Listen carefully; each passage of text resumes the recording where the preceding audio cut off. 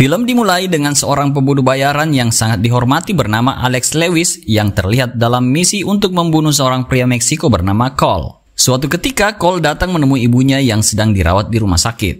Tetapi ketika dia berada di ruang perawatan, Alex tiba-tiba datang dan langsung mencekik Cole dari belakang menggunakan tali sampai mati. Hola, mamita. Deja solos.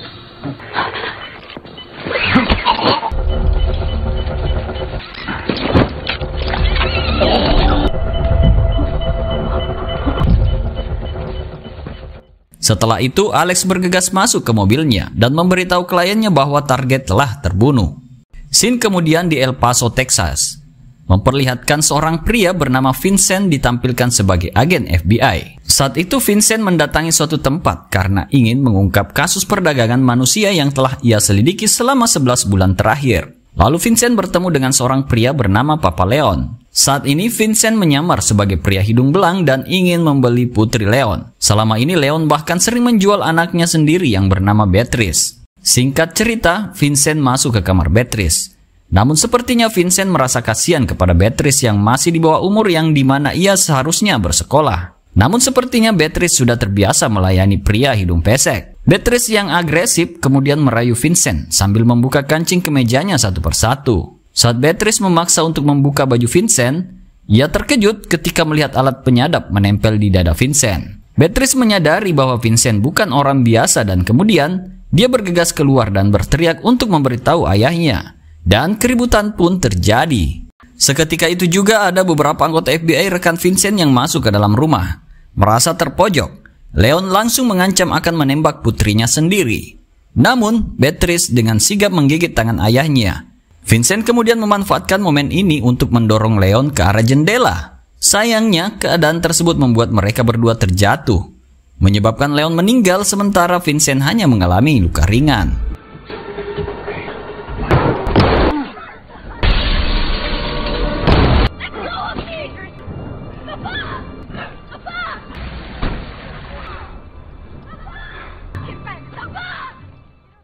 Setelah itu Vincent dan rekan-rekannya dimarahi oleh atasannya yang bernama Gerald. Gerald mengungkapkan bahwa penyelidikan mereka selama 11 bulan telah gagal total karena bagian penting dan kunci dari penyelidikannya telah tewas. That is taking considerable resources. Oh, what the fuck is, sir? Kita berpindah ke Meksiko. Alex bertemu dengan sahabatnya yang bernama Mauricio. Diketahui Mauricio adalah rekan seprofesinya yang juga merupakan seorang pembunuh bayaran. Selama bincang-bincang mereka, Mauricio menawari Alex sebuah tugas pembunuhan. Namun Alex menolak tawaran itu dengan sopan karena saat ini dirinya sudah ingin pensiun. I'm trying to tell you, I'm getting out. Job's in El Paso, you're from there, right? You're drunk. Tetapi karena dia merasa tidak enak dan tidak punya alasan yang tepat untuk menolak tawaran Mauricio, Alex pun akhirnya menerima tugas tersebut. Mauricio kemudian menjelaskan kalau ia harus menghabisi 2 orang targetnya. Namun untuk lebih jelasnya tentang tugas itu, Mauricio menyuruh Alex pergi ke hotel dan bertemu dengan William yang merupakan bos dari Mauricio. It's our job to know things, Alex. Don't retire. Maury. Singkat cerita, Alex tiba di hotel sesuai perintah Mauricio.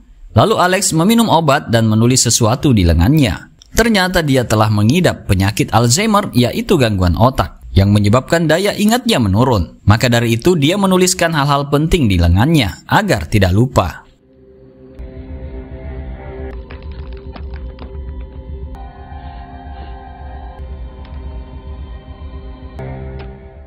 Setelah itu Alex bergegas menemui bosnya Mauricio yang bernama William. Tugas Alex kali ini adalah untuk membunuh seseorang, kemudian mengambil flash disknya.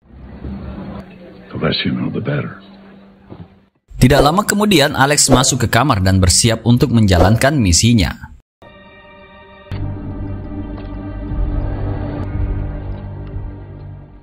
Di sisi lain, Vincent terlihat membawa Beatrice ke tempat penampungan anak. Ternyata Beatrice mengetahui banyak hal yang telah dilakukan ayahnya di waktu dulu. They'll put you in a group home, not lock you. I'm gonna have you transferred. You don't have to. People like you to stay in the U.S. while we're working. Listen, there's a special... Kembali ke Alex.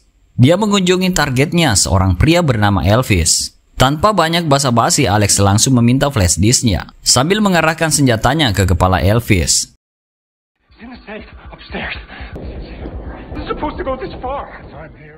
Setelah diberitahu di mana flash disk itu disimpan, tanpa pikir panjang, Alex langsung membunuh Elvis.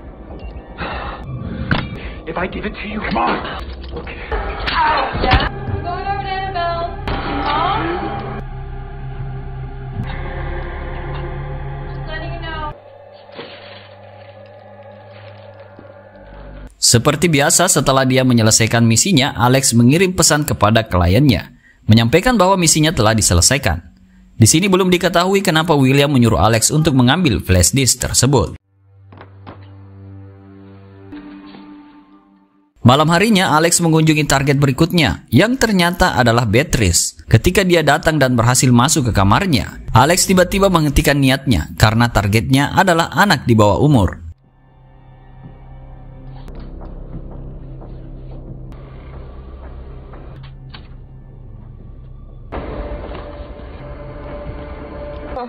No he dicho nada.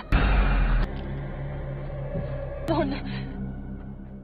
Beberapa saat kemudian Alex menemui William dan langsung menghajarnya. Alex marah kepada William karena memberinya misi untuk membunuh seorang anak di bawah umur. Alex kemudian menawarkan kepada William, jika ingin mendapatkan flash disk tersebut, ia harus membatalkan kontraknya dengan Alex. Alex juga mengancam akan menghabisinya jika ada sesuatu yang terjadi pada Beatrice. You call the contract off. Veneta Avenue, Silver Spring. Asshole. The girl stays alive.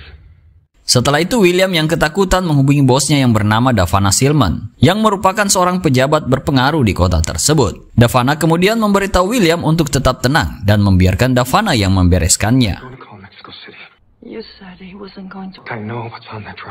Kemudian Davana menghubungi seseorang untuk menghabisi Beatrice.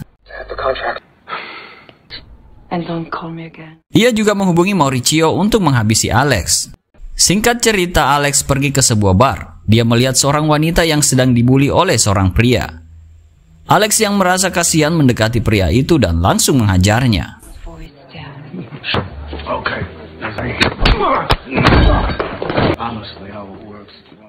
Setelah itu Alex berkenalan dengan si wanita yang bernama Maya. Setelah itu Maya yang terpikat dengan Alex kemudian memilih untuk pulang ke rumah Alex. Dan kalian pasti tahu apa yang akan terjadi selanjutnya. Keesokan harinya ketika Alex ingin pergi, dia menonton berita televisi yang melaporkan kematian seorang gadis yang ternyata adalah Beatrice. Mendengar hal ini, Alex yang sering lupa bertanya pada dirinya sendiri jangan-jangan semalam ia yang telah membunuh Beatrice. Kemudian Alex bertanya kepada Maya apakah dia bersamanya semalam. Maya mengatakan bahwa dia tidur sangat nyenyak tadi malam. Alex menganggap bahwa kejadian itu adalah ulah William yang menyimpan dendam padanya. Alex kemudian meminta Maya untuk selalu waspada dan tidak keluar dari tempat tersebut karena Alex khawatir akan keselamatannya.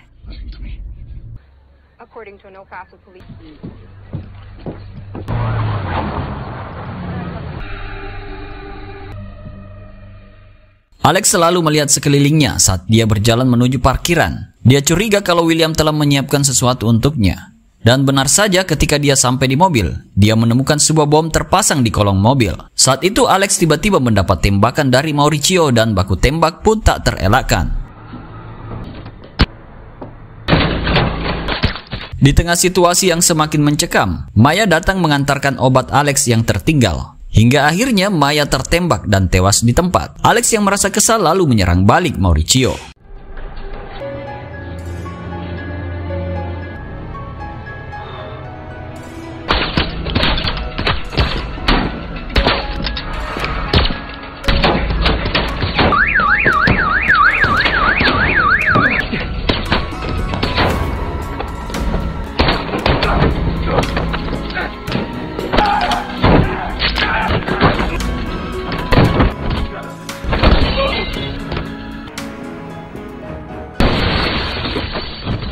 Tidak lama setelah Alex melumpuhkan Mauricio, Alex membawanya ke dalam mobil bersama dengan jasad Maya. Dan kemudian... boom! Malam harinya, Alex lalu mendatangi William yang terlihat sedang berolahraga dan sengaja memarkir kendaraannya tepat di depan William. Dengan santai, ketika keluar dari mobil, Alex langsung menembak William, kemudian bergegas pergi.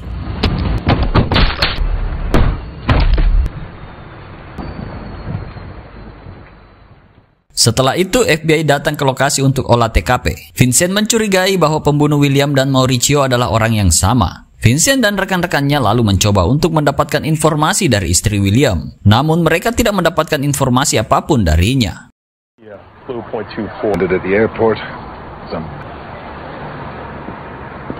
Sorry about the girl, man.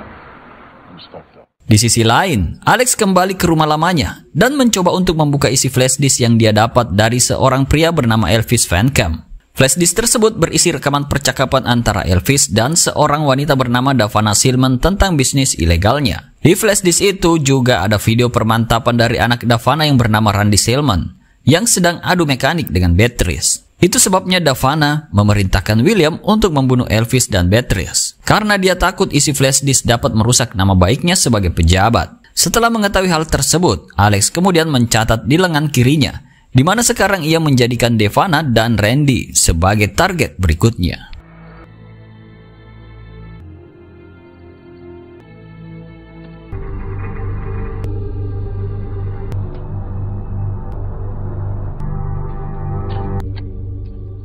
Keesokan harinya, Randy Silman ketakutan setelah mengetahui kematian William dan Mauricio. Ia pun meminta perlindungan kepada ibunya Davana Silman. Oleh karena itu, Davana memintanya untuk berlibur selama beberapa waktu. Just take a breath. I'll make arrangements for you after the party. You need help, friend. Very good lawyers. Besides, I know you are. I know you are. Di sisi lain, Linda dan Vincent masih menyelidiki kematian Beatrice. Tiba-tiba Vincent mendapat telepon dari seseorang yang mengaku sebagai David Marshall. Vincent meminta Linda untuk melacak panggilan tersebut. Ternyata, penelpon tersebut adalah Alex yang berada di taman dekat kantor Vincent. Di telepon, Alex mengakui perbuatannya yang telah membunuh beberapa orang. Namun tentang tewasnya Beatrice itu bukan perbuatannya. Saat Alex hendak memberitahu Vincent tentang siapa yang membunuh Beatrice, tiba-tiba Linda menemukan posisi Alex, sehingga Vincent dan Linda bergegas menuju ke taman untuk menangkapnya. Namun ketika mereka sampai di sana, ternyata Alex telah pergi. You're a good man, Vincent. Upstairs in the park.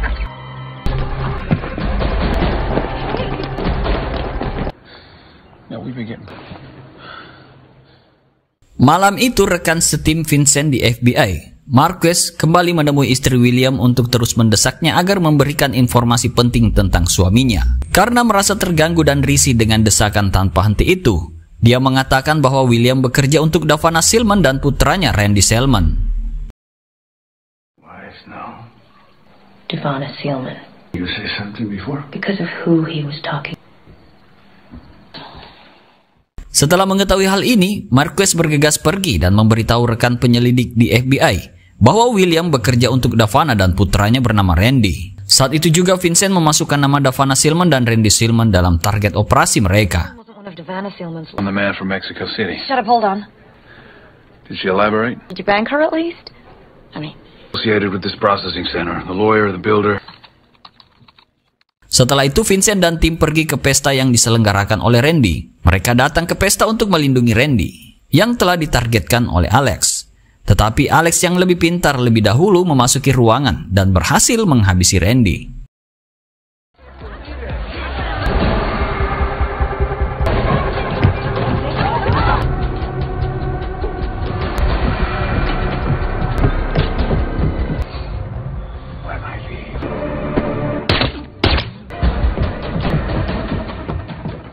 Menyadari tindakan Alex saat itu, Vincent mengejarnya. Tetapi dengan kecerdikan yang dimiliki Alex, Alex berhasil menodong Vincent lebih dulu.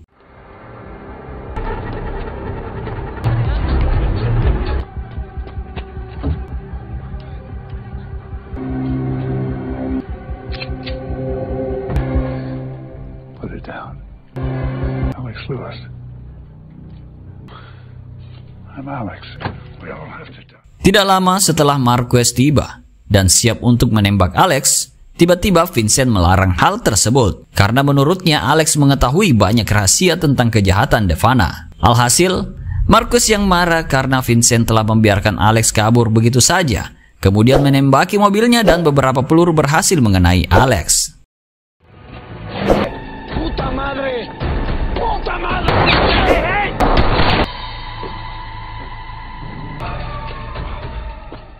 Vincent kembali menemui atasannya Geralt. Geralt kesal karena tak berhasil melindungi putra Devana. Diketahui Devana telah menyewa polisi yang tak bertugas untuk melindungi putranya.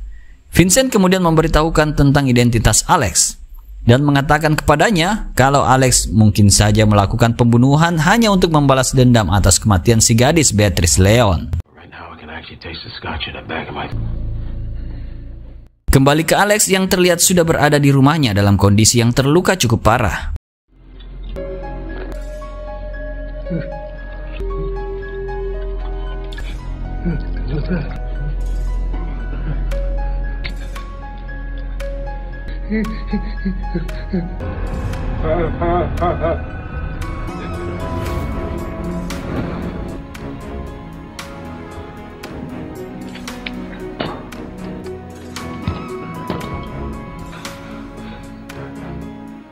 Setelah merawat lukanya dan kondisinya mulai membaik, ia berniat untuk membalas dendam pada Devana di kediamannya. Namun di sana terdapat banyak polisi yang sedang berjaga, di mana mereka dipimpin oleh Danny.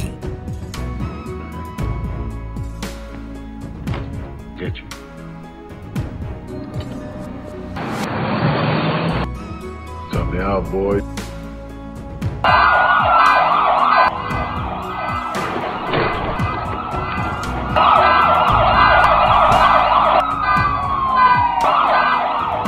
Dengan santainya Alex berhasil menembus ring satu penjagaan setelah berhasil menyandra salah seorang petugas.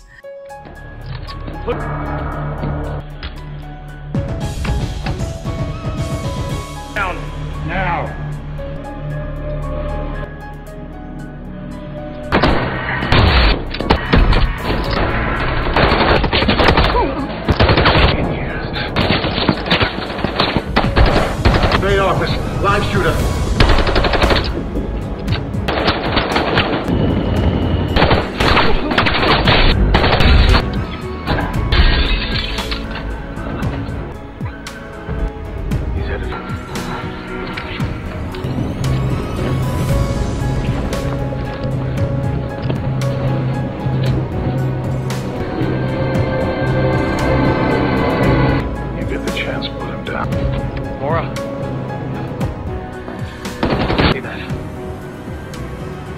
Berkat kelihayannya, Alex dapat mengendalikan situasi sehingga ia dapat melumpuhkan Danny dengan mudah. Saat Alex akan menembak Devana, ternyata pistolnya kosong. Kemudian Danny berhasil bangun dan langsung memukul Alex dari belakang hingga pingsan.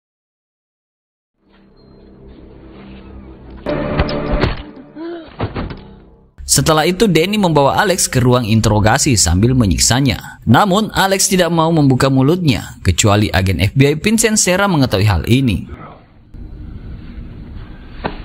Talk to FBI agent. Doctor. Let me tell you why. Vincent yang mengetahui hal tersebut meminta kepada atasannya untuk membawa Alex. Dan akhirnya Geralt mengizinkan Vincent untuk membawanya. Ketika Vincent hendak mengambil Alex dari Danny, Vincent mengatakan sesuatu yang menyinggung Danny, yang membuat Danny menyerangnya. Tapi untungnya mereka segera dilerai oleh orang-orang yang ada di sana. Setelah itu Alex yang kondisinya masih belum membaik akhirnya dirawat. Vincent pergi ke ruangan tempat Alex dirawat. Saat itu dia menyadari bahwa Devana adalah seorang pejabat yang telah melakukan banyak kejahatan. Kecurigaan Vincent ternyata benar kalau Alex tahu banyak tentang kejahatan Devana Selman. Hired me to kill two people. They died doing a crime. You know, that's not... I won't do that. No. I understand you want to clear this up. Di sisi lain, Devana mengetahui bahwa Alex sedang dirawat dan memerintahkan dokter untuk meracuninya. Di sini Devana terus mencari cara untuk menghabisi Alex. Karena Alex satu-satunya orang yang tahu banyak tentang kejahatan Devana. Like a marriage vow? You realize what you're asking me to do? But he was my son. So upon that. You need to understand something. Di sisi lain, Vincent kembali mendatangi Alex di ruang perawatan. Vincent kembali menanyakan fakta tentang Davana. Alex mengungkapkan bahwa dia memiliki banyak bukti kejahatan Davana yang dia simpan di flash disk. Tetapi karena dia menderita Alzheimer, Alex lupa di mana flash disk itu disimpannya. Alex mengungkapkan bahwa ia selalu menulis hal-hal penting di lengan kirinya. Namun catatan penting di lengannya itu hilang karena pihak rumah sakit telah membersihkannya. Help me remember. We will. I don't know. Malam itu dokter yang dikirim oleh Davana mendatangi Alex di ruang perawatan untuk meracuninya. Ketika dokter hendak menyuntikkan racun padanya, Alex lebih dulu mencekik dokter itu. Petugas polisi yang sudah bersiaga di luar rumah sakit sambil memantau dari kamera CCTV langsung mengepung Alex di kamarnya. Alex yang menyadari pergerakannya sedang dipantau, tahu kalau sebentar lagi ia akan dikepung. Alex kemudian mengelabui polisi dengan mengganti pakaiannya menjadi pakaian dokter dan menutupi kepalanya dengan kain putih. Dan benar saja ketika Alex dan dokter berjalan keluar berdampingan, penembak jitu berhasil dikelabui dan mereka menembak dokter yang disandra oleh Alex. Hold fire. That's Myers. Affirmative. He was shot on the subject on the right. Listen to me.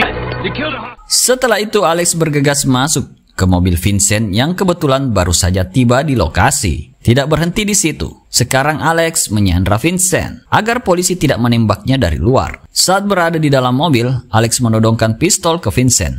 Alex kemudian mengeja kata Barry, namun tidak diketahui apa arti kata tersebut. Setelah mengatakan itu, Alex keluar dari mobil yang membuat Vincent panik.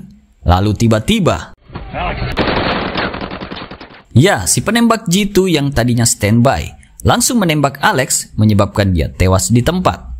Semenjak kematian Alex, tim yang terdiri dari Vincent, Marquez, dan Linda dibubarkan karena dianggap telah gagal. Linda kembali ke divisi kejahatan anak. Marquez dikembalikan ke negara asalnya Meksiko, sedangkan Vincent dibebas tugaskan. Saat Vincent sedang membereskan foto Alex yang terpajang di dinding, dia menemukan gambar yang bertuliskan Barry. Lalu Vincent teringat ketika Alex mengeja kata Barry. Tidak lama kemudian, Vincent bergegas ke suatu tempat yang bertuliskan Barry di atasnya. Sesampainya di sana, Vincent memanjat untuk memeriksa tulisan Barry itu. Ketika Vincent mencoba menghancurkan huruf B, ternyata Vincent menemukan flash disk yang telah disembunyikan Alex di situ.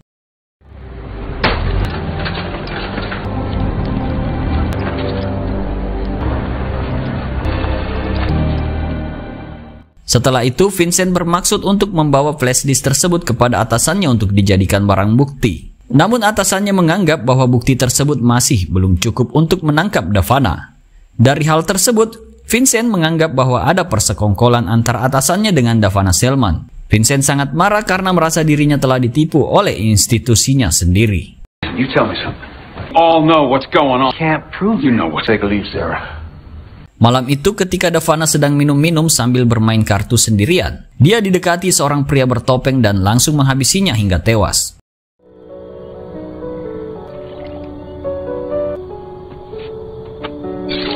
Can't be an asshole forever, right?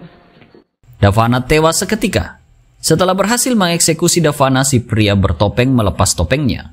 Yang ternyata itu adalah mantan anggota FBI yang juga mantan rekan setim Vincent, yaitu Marquez. Ternyata selama ini Marquez sudah tahu tentang kejahatan Davana. Tapi dia tetap tinggal diam karena merasa kasihan pada atasannya. Sejak timnya di FBI dibubarkan, menurutnya sekarang adalah waktu yang tepat untuk menghabisi Davana sendirian. Dan film pun selesai.